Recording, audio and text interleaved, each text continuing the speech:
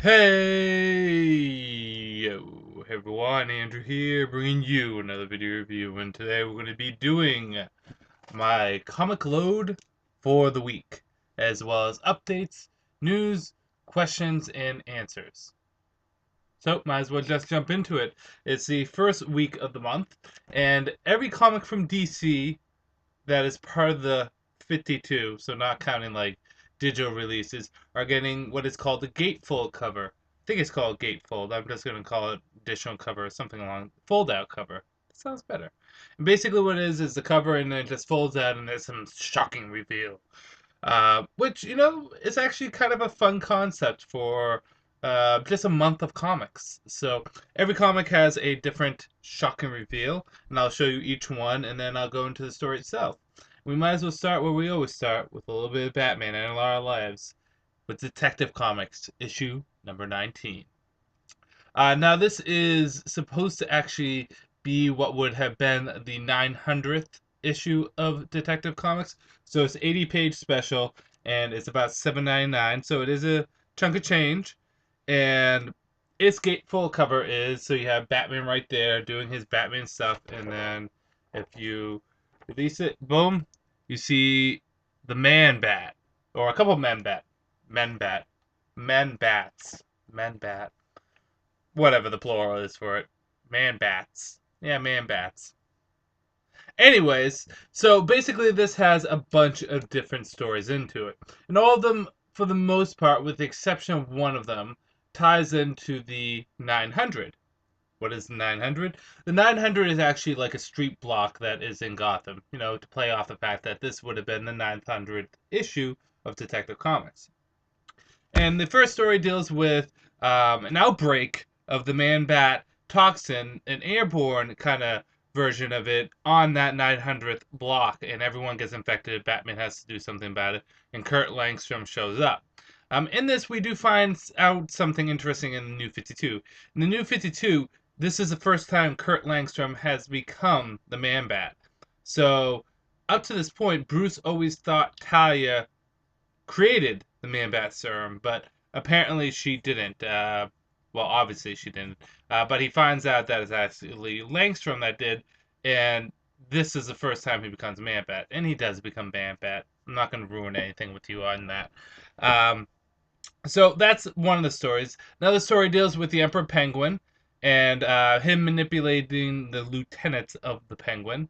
There is a story about Bane, and basically it is a setup for what will be Talon's issue, the Gatefold issue, because Bane shows up in Talon now, and it kind of explains Bane, why he did what he did in Batman: The Dark Knight, the first couple of issues, and what he's been up to.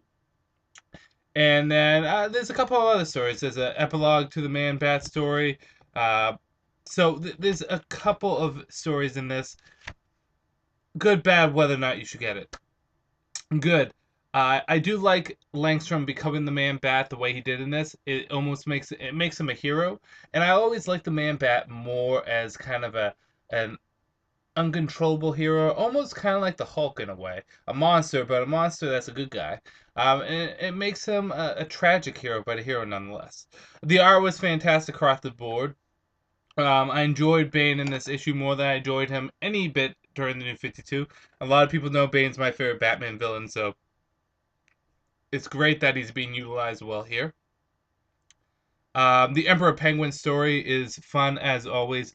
I love the build up and the setup that's been going with this story.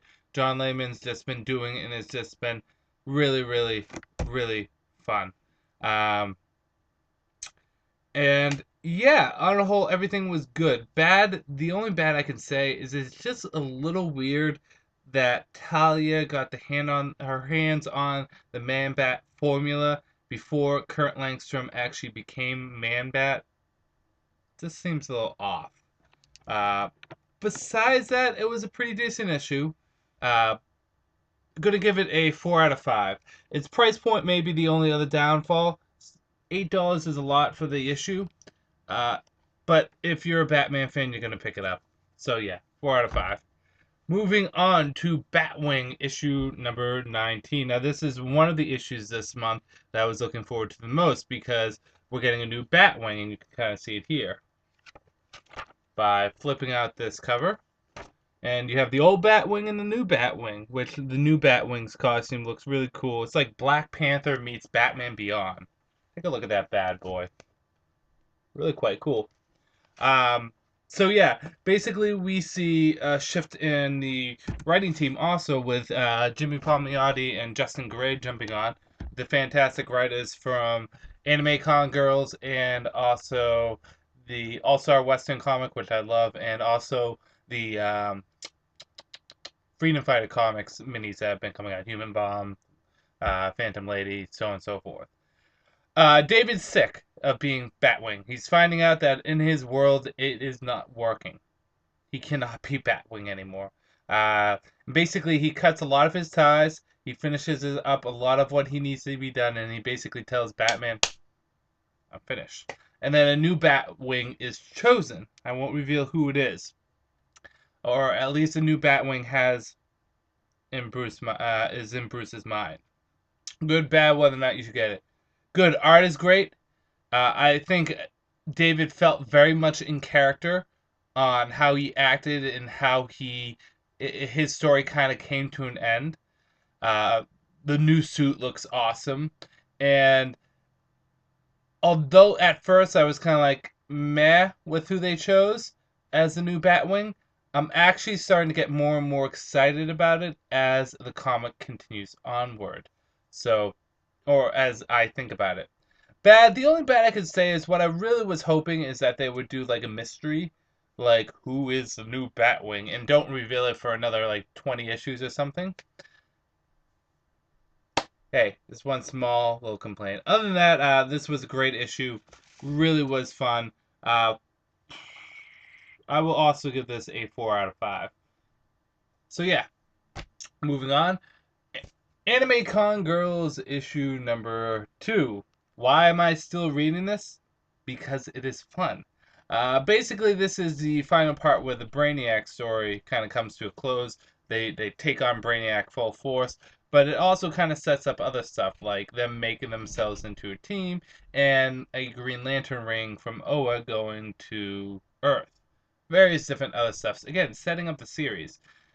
Good, bad, whether or not you should get it. Good. I like the dialogue in this. I just liked everyone talking with each other, kind of making their team and figuring things out. Really fun. The art was good. It felt like anime art, which again, what the comic needs to have. Um, and I felt as though it was paced very well, with the exception of the fact that I did think that the Brainiac story was concluded quite quickly, at least in this issue. Halfway through the issue, the story is just Brainiac's taken care of, and then we move on to the next thing. That's really my only complaint. 4 out of 5. Again, another good issue. Moving on to Green Lantern issue number 19. When every corpse is shattered. Boom, and the gatefold is Sinestro with the yellow lantern. Fear burns brightest. This is basically Sinestro going up against. It's two stories. Sinestro going up against the first lantern, and then Hal Jordan deciding to commit suicide so he can become a Black Lantern. And yeah, that's basically the issue. Shit gets real in this, people. Shit gets real. Something momentous happens, and poor Sinestro is at the center of it, which is going to push Sinestro to his limits. Will Sinestro become a Yellow Lantern once again, or will he stick with good old Green? Depending on what happens on this issue, you might be surprised at what could happen. Well, I'll leave it at that. I don't want to pump it up too much, but shit does get real. Good, bad, whether or not you should get it. Stan and Jeff Johns. The dialogue is great. The pacing is good. Some great character moments. Sinestro's a badass in this, and some shockers.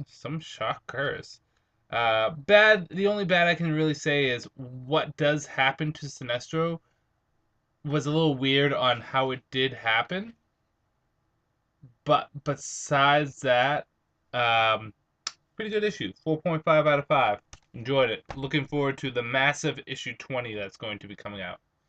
On to Swamp Thing, issue number 19. As the Swamp Thing battles the Scarecrow.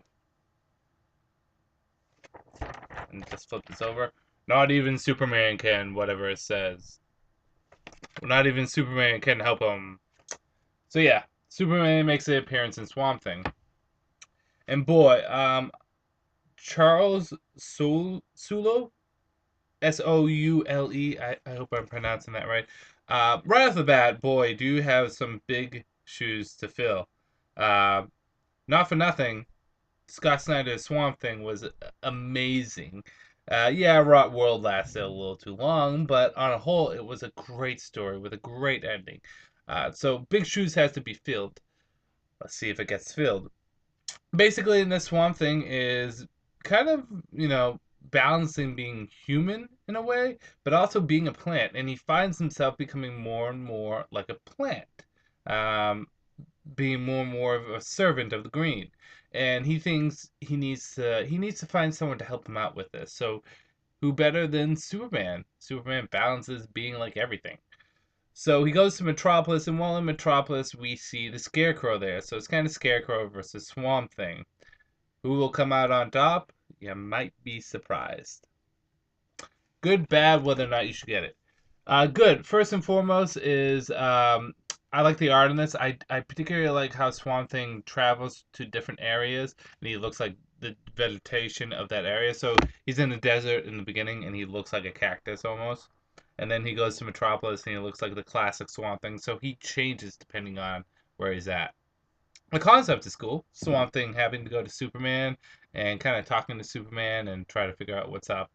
And I did like the interaction between him and Scarecrow. I thought it was fun. Bad, Superman was not used in this except for the last panel. And the story is okay, but it's not gripping me. The dialogue, however, is good. I do enjoy the dialogue. There is kind of a disturbing moment, which Swamp Thing is, again, trying to figure out, is he more plant or thing? And it happens with the rats. Once you read it, you're going to figure it out. That was cool, too. Whether or not you should get it. Swamp Thing was better than I thought it was going to be.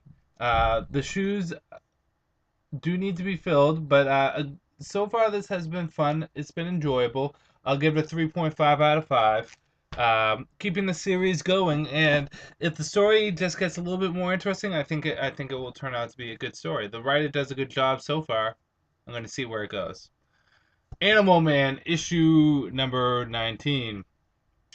Basically, a hero, a hero to everyone except for, flip it over, his family, which isn't a real big shocker. But anyways, this is the fallout to Cliff's death, Buddy Baker's son dying, the funeral, and basically what happens afterwards, and also his confrontation with the Red. I'm not going to give too much away in this. All I had to say is this issue is stellar. It worked so well on all different levels. It was paced so well, the dialogue was so well, the emotion felt real, the art was great. Yeah, 5 out of 5. Animal Man continues to be great. On to the Phantom Stranger, issue number 7. Yeah, I'm going to continuously pick up Phantom Stranger, and I'll get into that more on the whether or not you should get it and why, but who has betrayed the stranger? And the answer is, that is the question. And you have the question there. Having the Phantom Stranger getting stabbed. Phantom Stranger is still looking for his family. However, the little dog, I forget what the name of the dog, the shepherd dog, who is basically the Phantom Stranger's master, convinces Stranger to help out Jack Ryder, who is the Creeper. Although he's not the Creeper yet, but I'm pretty sure he will be after this.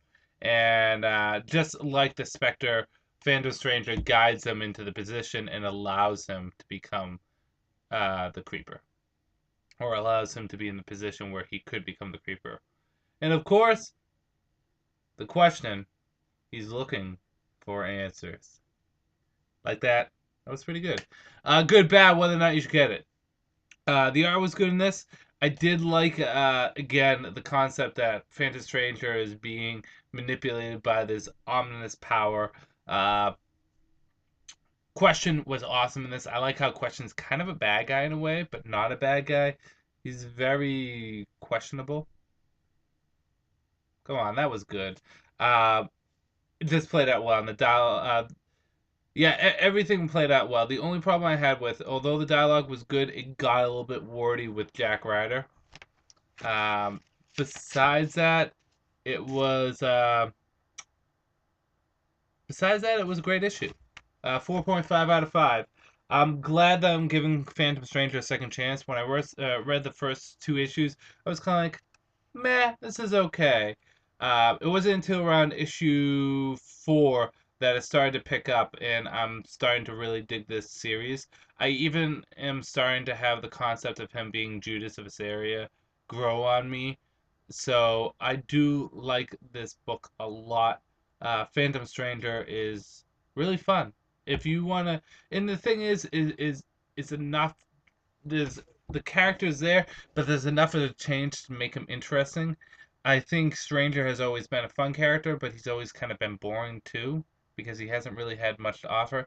And this, they're really trying new things with the character, so I like that. So yeah, pick up Phantom Stranger. Dial H, issue number 11. So Dial H, the only reason why I'm getting this, I don't usually pick it up because I can't get every comic. The reason why I'm getting this is because it crosses over with the Flash, and this is the reason why the Flash loses his powers in the previous issue. Basically, in Dial H, and I knew going into this there was going to be a lot of stuff that I didn't know what was going on. But basically, in this, you know, he gains the power of the Flash, so it takes the power of the Flash away, and how he reacts to it is actually quite uh, believable and interesting. Uh, I can't give a full review of this because I don't really because I'm jumping in the book out of nowhere. I don't really know what's going on. What I can say is, other than the fact of not knowing what's going on, it was a really enjoyable issue, and I know a lot of people like this comic, and it's a pity that I didn't get to continue reading it. Something had to be cut, and Dal H was it. But from what I see of this book, it's enjoyable.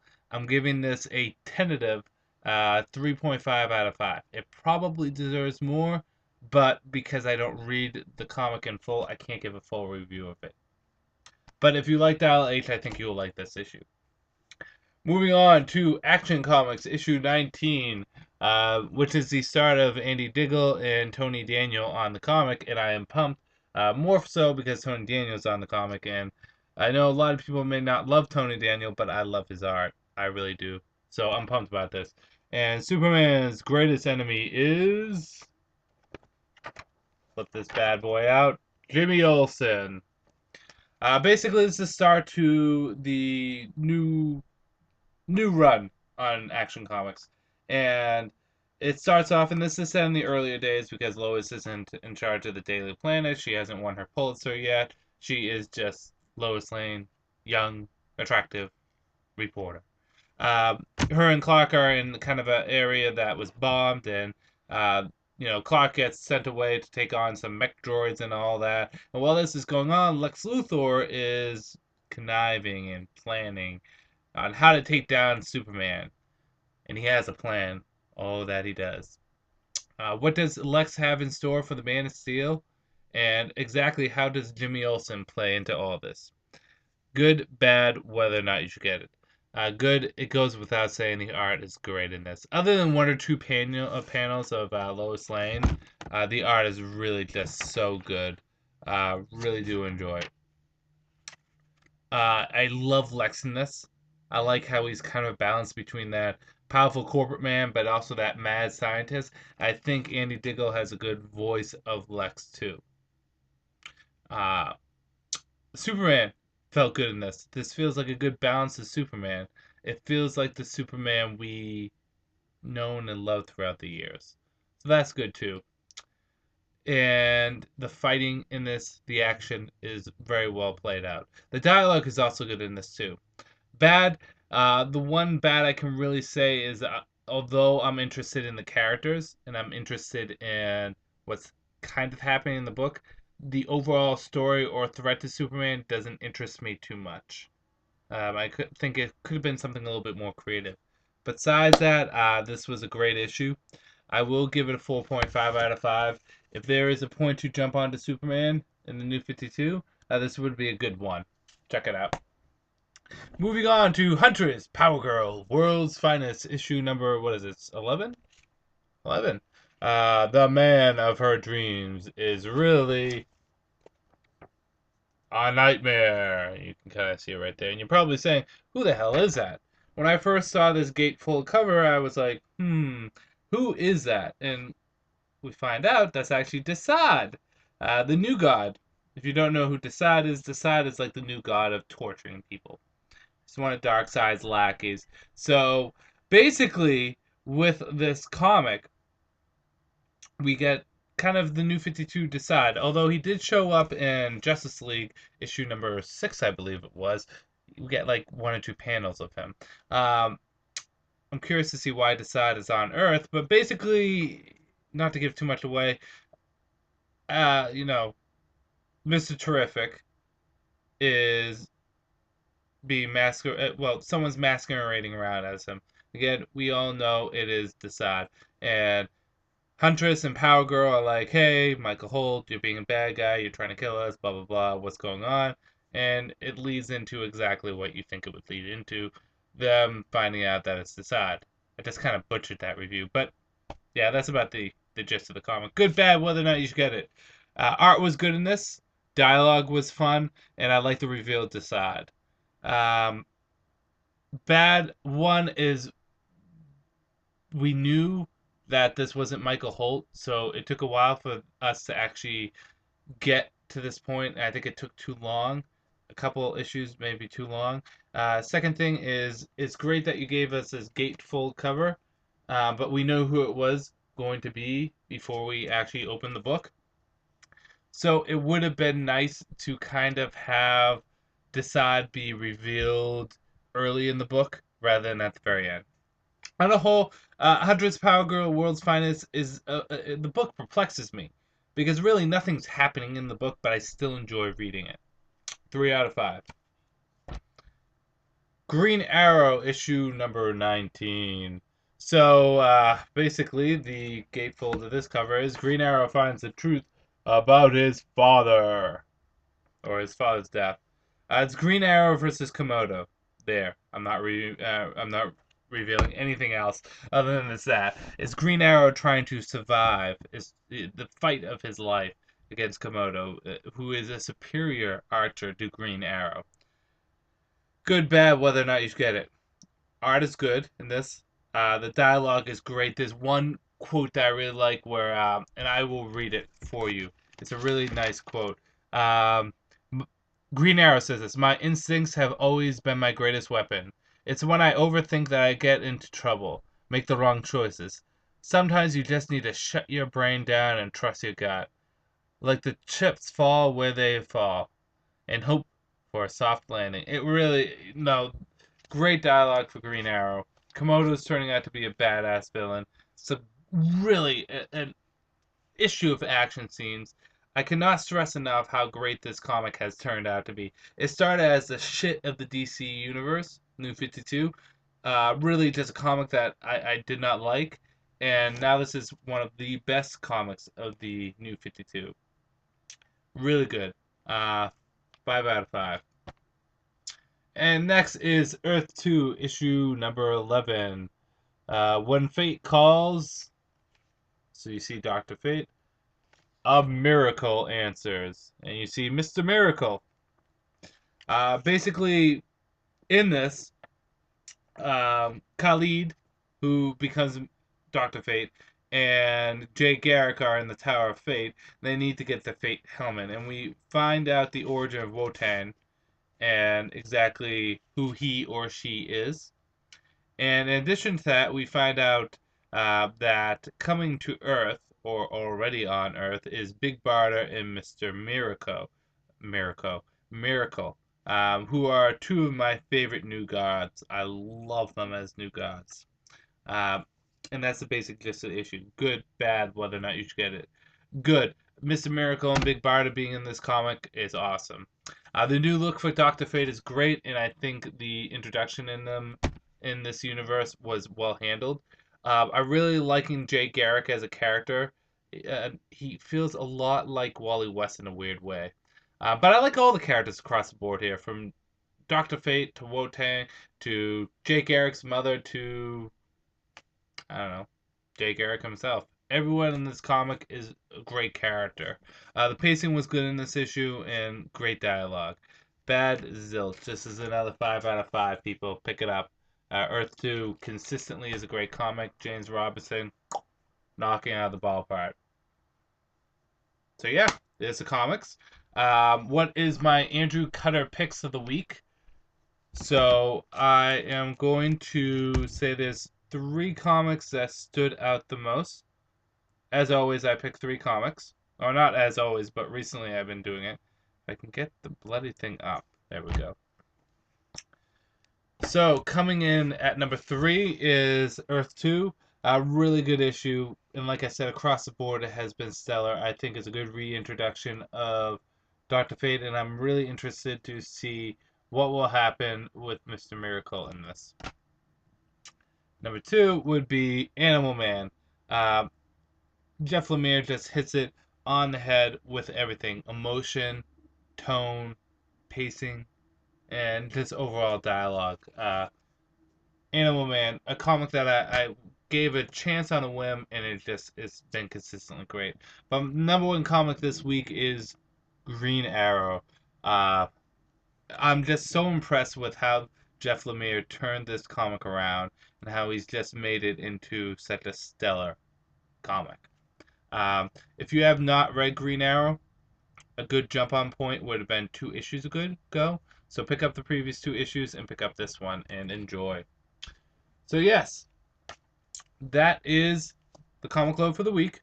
We'll go into updates, news, questions, answers. Just hold on 1 second. I gotta pause the video. Sorry, I had to take care of a call, and someone might be texting me. So if I flip through my phone real quick, please forgive me. As for news or updates, nothing really big on news to talk about, at least not that I can think of. Update-wise, I've been buying some more games. GameStop has done a buy 2, get 1 free sale. I'm playing through Lord of Shadows number 1 right now, and I'm going to start playing that right after I'm done with this. And then I also bought Lego Batman 1 and 2 for the Wii, and Castlevania Judgment for the Wii. And I got some Lego Batmans themselves. I got the Batwing, which came with a helicopter for the Joker. I also got Lex Luthor versus Superman and Wonder Woman. So, I like Legos. I've always liked Legos. One of my biggest regrets is selling my Legos. I've played those shit like you wouldn't believe. I only kept 1 Lego, and that was my favorite thing that I made. I called it the Red Revenger. Silly names.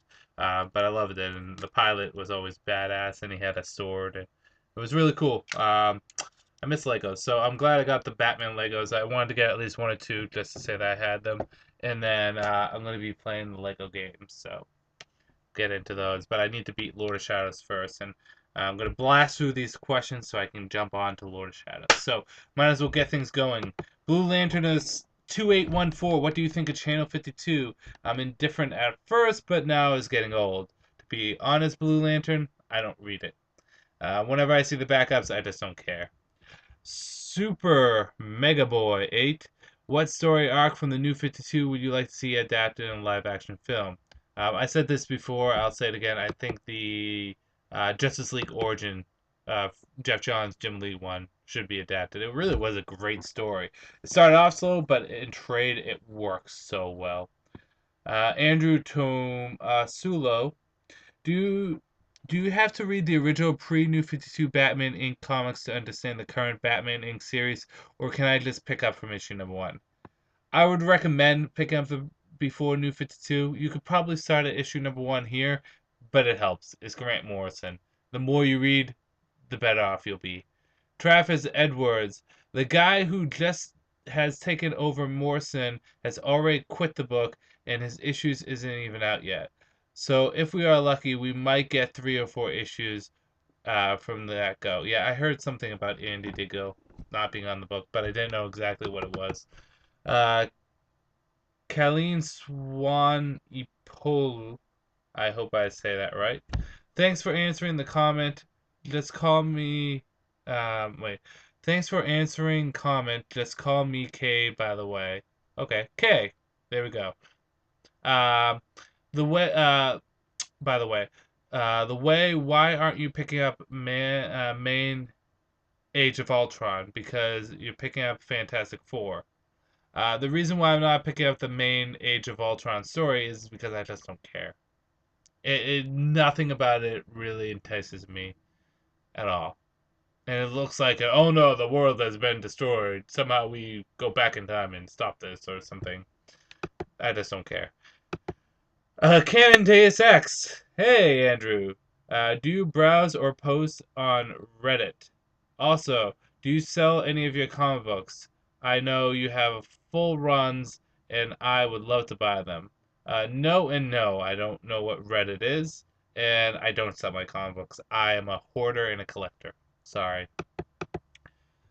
Omar Z. Just wanted to ask you 3 questions. One, I'm a big Booster Gold fan. Do you think he'll ever be a top Justice League member like Cyborg now? If not, what B-level hero would you like to join the top ranks next? Uh, is it possible? Yes. Do I think it'll happen? Not anytime soon. I love Booster. He's one of my favorite characters, but I don't think he'll be a top-level Justice Leaguer just yet. Who's the next one? That's hard to say. A B-lister becoming a top-level person. It could really be anyone. So, I don't know. Maybe. Oh, I'm trying to think. Who joined the Justice League? The Elemental Woman did. Firestorm. I can't believe I forgot. Oh, the new Adam. I don't know. That's a good question. B-lister. I guess the Atom could be a B-lister. Let's go with the Atom. What comic book characters do you think deserve a game equivalent to Batman Arkham games? Superman. If WB do go ahead with the Justice League live action film, do you think they should execute how Marvel did Avengers or present it like they did with the animated films? Example, JL Doom. I think they should do the opposite of the Avengers, in that they should start off with the Justice League and then all the movies branch out from that. Adam the Atomic Punk. Hey Andrew, Injustice coming out in a few weeks, and I pre-ordered the DLC that has been announced. I know you are getting it for the Wii U, but you have the choice of DLCs. What would you go for? GameStop Red Sun Skin Superman Wonder Woman Grundy plus 20 missions. Best Buy Blackest Night Batman Zombie Mode, or Walmart Arkham skins for Batman, Joker, or Catwoman. If I had to pick, probably the Red Sun, but I'm only leaning towards that because I already pre-ordered it at GameStop. So I just want to get the new 52 skins because I love the new 52 costumes. Oscar Otunga, hey Andrewcutter 2, which of the 2 games will have a bigger community? Marvel Heroes or Infinite Crisis?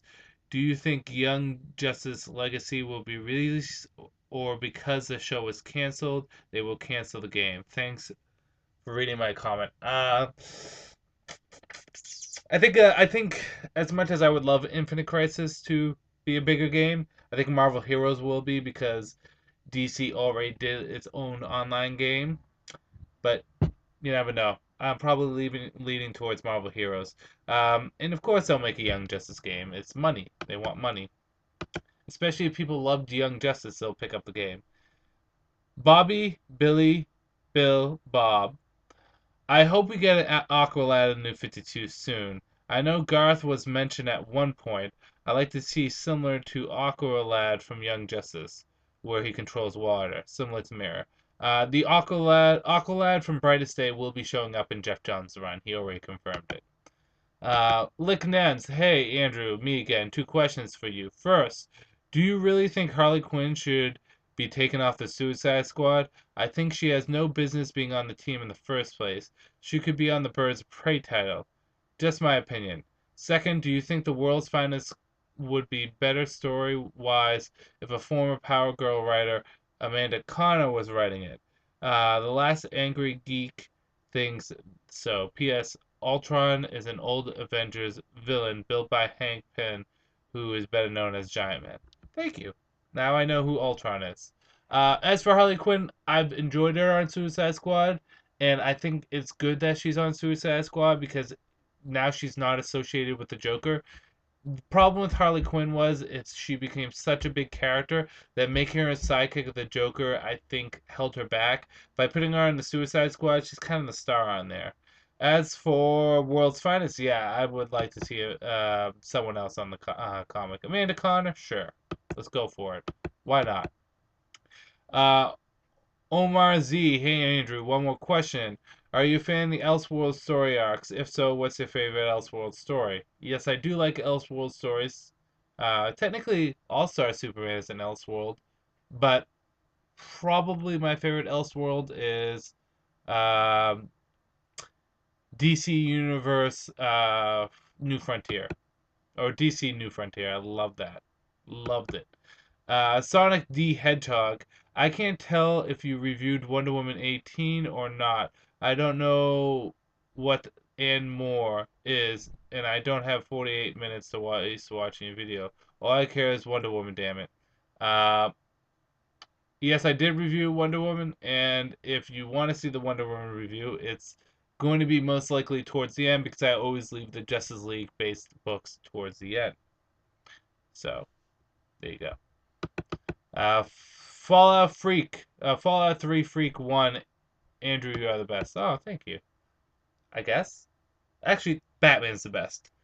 Harley Quinn Linger. Hey, Andrew. Apologies if you addressed this in another video. I was wondering, do you think Christian Bale should reprise the role of Batman in the Justice League film or movie? Sorry. If not, who do you think should be playing Batman? Also, what actress would you like to see play Wonder Woman? Cheers. This is a tough question to kind of answer. No, I don't think Christian Bale should replay Batman. Who do I think should be Batman and Wonder Woman? I would like relative unknowns to play them. I wouldn't mind Mila Jovovich to be Wonder Woman. While she may not have the perfect look, I think she could play the part very well. But, yeah. I can't answer that. I want relative unknowns. Try some new people. Did you hear Phil Koff is left Red Lanterns and Green Lantern Corps? No, I didn't hear that. Interesting. That was Recon Punch. That's a good name, Recon Punch. Spectre Devourer. I don't think you have to worry about Age of Ultron tying into other issues. That was actually Fantastic Four issue 5 AU. So issue 6 will most likely won't have anything to do with Ultron. They are doing the same thing with Superior Spider-Man and a few other titles, but I don't actually cut into those storylines. Okay. Spectre Devour. Andy Diggle walked off Action Comics, and Tony Daniel leaves Action Comics after issue 21. And I Vampire Dude walked off of Red Lanterns and Green Lantern Corps. Did you know? I actually did not know this. So it's a good thing you guys tell me this stuff because I work like 12-hour days, so sometimes I don't get a chance to see this shit. That's sad on both fronts. The Sun Wakun 666. They do mention kissing. They do mention the kissing. Solus is worried that Bart might find out, and Cassie makes a remark about it.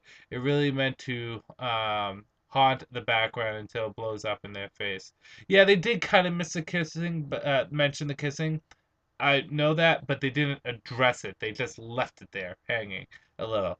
And that's kind of a big thing to do with Tim Drake. I can see like an asshole like Jason Todd doing it. I love Jason Todd. But Tim Drake, who is like Vesto Virgin person, good guy, everything, acting like a player just seems a little off. I wanted it to be divulged into a little bit more. It's kind of like saying the Joker kills, pick someone, Commissioner Gordon, And like at the very end of the issue, the next issue, everyone's like, for one comment saying, "Hey, remember Commissioner Gordon's dead? Yeah, the Joker." And then it doesn't get picked up till later. That was my complaint. But yes, thank you for pointing that out. You might have mentioned this, but do you pick up Young Avengers? I know it's part of the thousands of tiring Avenger comics, but it's pretty good. No, I don't pick up Young Avengers. Sorry. Adam Hollander. Who's getting on Action Comics after Diggle and Tony S. Daniel leave? I don't know. And Adam Page, last question. What G.I. Joe graphic novels would you recommend for a person who's new to G.I. Joe? Simple. The IDW collection of the classic G.I. Joe. Start with Volume 1. It is reprinting all the Marvel G.I. Joe stuff. So get that. It's worth it. It really is the place to go. So those are the questions. If you have a question or comment, you can always post it down here, and I will absolutely answer or address anyone or anything that is said. Okay? I'm going to end this video here. I'm going to go play some Castlevania, and this is Andrew saying peace out for now.